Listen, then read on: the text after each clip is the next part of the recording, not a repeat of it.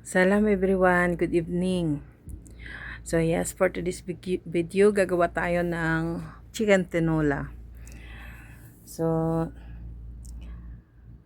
yes, ito nga, napakadali lang gawin at napakasarap. So ito, nagpainit tayo ng oil. It's about a 2 tablespoon ng cooking oil at nilagyan natin ng garlic, ginger, and onion. So medyo malalaki lang yung pakahiwa na ito, pero walang problema. Okay lang yan. Alam niyo ba na pag nagagawa ko ng tinola, mas gusto ko yung maraming onion at maraming garlic at ginger. So yan, isusutin lang natin hanggang lumabas yung aroma. At lalagay tayo ng lemongrass, green chilies, at saka bay leaves, at maglalagay tayo ng peppercorn. So ito, ihahalo-halo natin para lalong lumabas yung aroma. Ibubuo lang natin yung mga green chilies kasi para hindi siya gaanong maanghang. So yes, ilalagay na natin yung ating skinless chicken. It's about 1.2 kilo. Yes, 3 pounds. Parang ganon. So siguraduhin natin na nalinis ng husto yung ating chicken. Alam nyo ba guys, kung ayaw nyo ng malangsa ang chicken, i-scrub nyo ng salt, tapos itapon nyo yung tubig, linisan ng mga 3 ulit, tapos lagyan natin ng lemon juice, kasama pati yung balat ng lemon, yung hihimas-himasin natin yung chicken, siguradong walang langsa ang chicken nyo. So ito, lalagay tayo ng salt and pepper.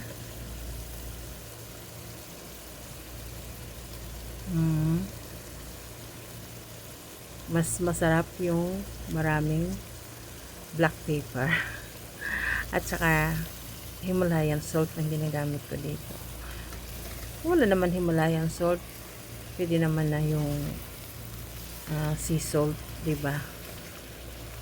Sa atin yung malalaking asin.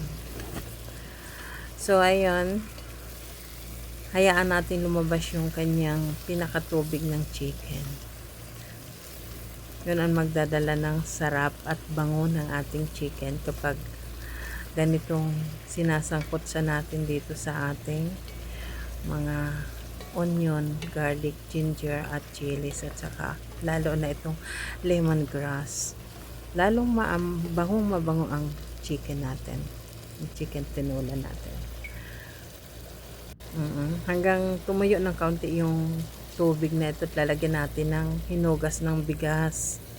So wag niyo sasayangin. Kung gagawa tayo ng tinola, uunahin muna natin linisan yung bigas at yung pinakatubig noon. Siguro itatapon natin yung 3 hugas. Yung pang-apat kunin natin at ilagay natin na pangsabaw sa ating chicken tinola, or kaya kahit sa baka, yung bulalo, yun din ang ginagamit ko at napakasarap.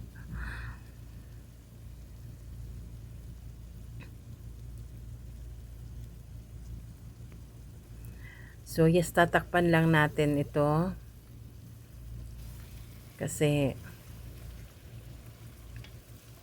para madaling lumambot yung ating chicken.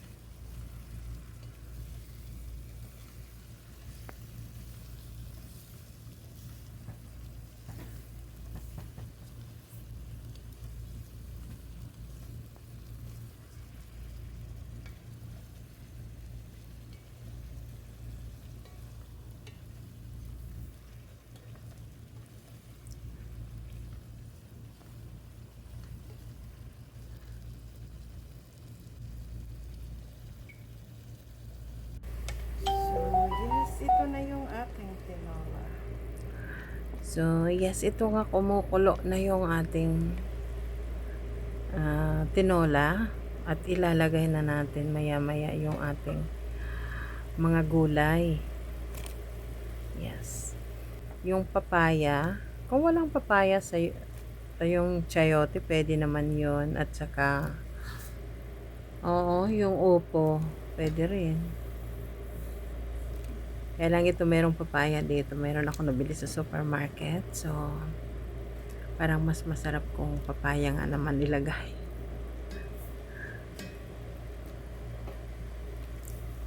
Yan, ihahalo lang natin hanggang sa maluto yung ating papaya.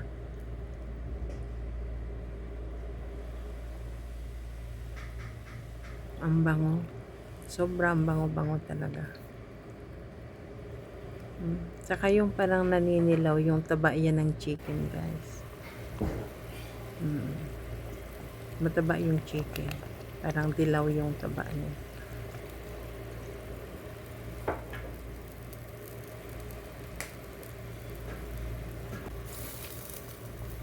So yes, maglalagay na ilalagay pala na natin yung ating alugbate at saka yung kangkong.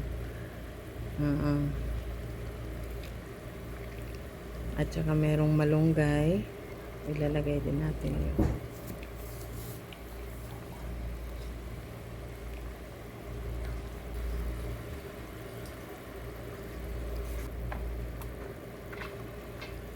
Kasi nung isang araw, pumunta kami ng market, nakakita ko ng malunggay doon, kaya bumili kami ni Habi. So, ito ilalagay ko dito. At napakasarap, diba?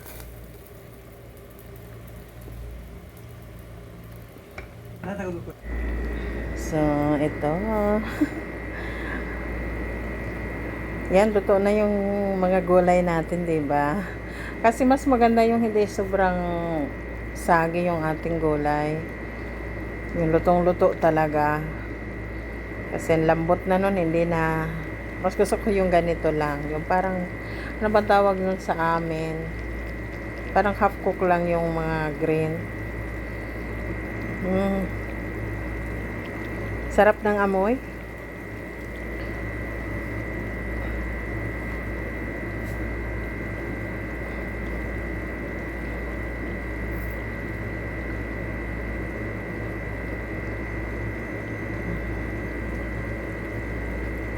Luto na yung papaya.